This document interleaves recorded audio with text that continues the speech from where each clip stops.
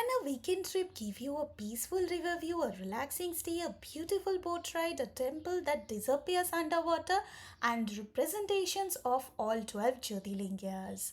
All just a few hours from Hyderabad? Well, that's exactly what our one night Somasila trip turned into. This monsoon, we wanted a peaceful weekend gateway that was not too far from Hyderabad. So we started our journey around 7:30 am and reached by 11:30 am, including breakfast stop. After reaching Somashila, we checked into Royal Resort where we stayed for one night. And just make it clear, this is not a promotional video. I am simply sharing our personal experience.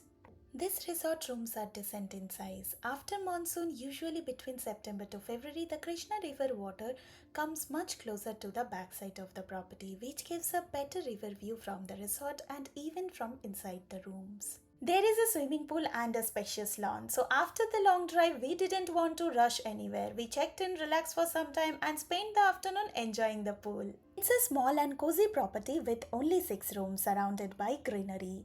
During our visit July 2026, we found the entire property neat, clean and well maintained. During our visit, water level was still quite low, but trust me, the cloudy sky, greenery and evening rain made the surroundings look absolutely beautiful. The food here is simple and homemade, although the options are very limited. Our room cost was around 3000 per night excluding meals. So if you are looking for a quieter alternative to some of the most popular stays in Somashila, you can definitely consider this one. And after lunch came the part of this trip that I was most curious about, the Sangameshwara Temple.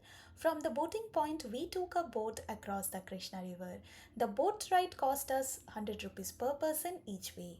And here's something interesting. Although our journey started from Somasila in Telangana, the Sangameshwara Temple itself lies across the river in Nandel district of Andhra Pradesh in the Srisailam reservoir region.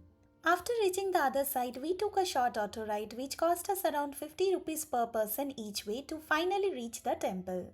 Do you know the word Sangam means a confluence, and according to religious tradition, this sacred place is associated with the meeting of 7 rivers. There is another fascinating belief connected to this temple. The wooden Shiva Lingam here is traditionally believed to have been installed by Dharamraja, the eldest of the Pandavas. But that's not even the most unusual part. The temple actually disappears underwater. After the construction of Srisailam Dam, the temple became part of the reservoir's submerged zone. Reports say the temple first went underwater in 1981 and remained hidden for more than 2 decades before resurfacing again in 2003. Since then, whenever the reservoir water level rises significantly, the temple gets submerged again, and once the water recedes, the temple slowly becomes visible and accessible. So rather than depending on a fixed month, remember that access to Sangameshwar temple depends heavily on the reservoir water level. We were fortunate that during our visit, we could actually reach the temple and have darshan. If this temple is your main reason for traveling to Somashila, I would definitely recommend checking locally about boat and temple access before starting your trip. Beside the temple, there is also a small ghat where you can take a holy dip in the Krishna River or wash your hands and feet before darshan. And the base part, Mahadev darshan here is completely free of cost. After darshan, we return the same way. First the auto back to the river bank and then our boat ride across the Krishna River. And on our way back, we spent some quiet time near the riverside. The cloudy weather, the huge stretch of water, and the hills in the distance made this one of my favorite moments of our entire Somashila trip. Sometimes you really don't need too many activities. A peaceful place, beautiful weather, and little time to sit quietly are enough. Next day morning, after enjoying the property for a little longer, we checked out. But our Somashila journey was not over yet. Just around 5 minutes from our resort, we visited Sri Lalitha Someswara Swamy Temple.